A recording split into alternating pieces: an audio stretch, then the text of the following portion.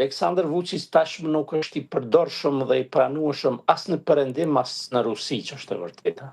Dhe keni plotësisht drejt, ekziston mundësia që po përgatitet zëvendësimi i tij me tipa të tillë si Aleksandar Vulini.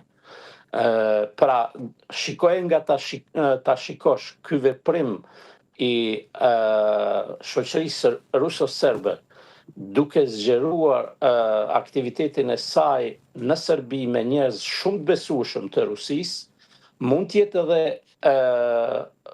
varri i Aleksandar Vulinit, i Aleksandar Vučićit. Dhe në këtë situatë shqetësimi Aleksandar Vučićit lexohet në fjalimet e tij të fundit, edhe në paraqitjet televizive që i ka të shpeshta dhe për merak. Kjo do të thotë që shoqëria serbe është e destabilizuar. Kur kësaj shtojmë edhe paralajmërimet për mitingje kundër mitingje, kur kësaj shtojmë paralajmërimet se vjeshta e këtij viti në Serbi pritet të jetë relativisht e nxehtë, madje ndoshta edhe më nxehtë se sa pranvera, që do të thotë se pushteti i Aleksandar Vučićit rrezikohet seriozisht. Atëherë mundësia për luftë civile shtohet edhe më shumë.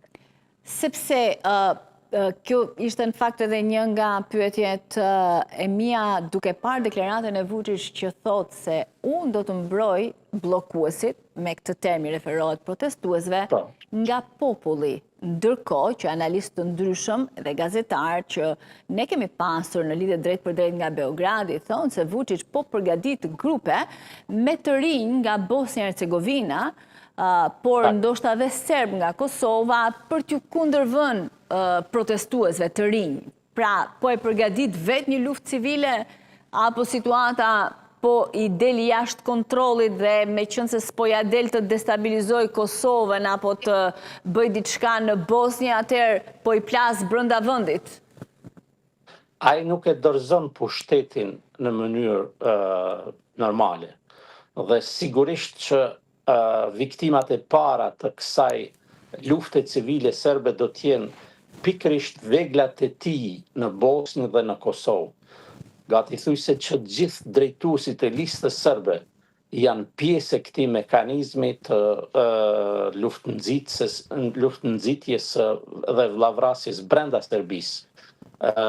Është mëse sakt që element veçantë të serbëve nga Kosova tashmë janë arrestuar brenda këtyre grupimeve që i cilëson Vučići si element që do të mbrojnë të bllokuesit nga populli, sepse që është e vërteta, në vjeshta prandaj paralajmërohet e nxehtë në Serbi.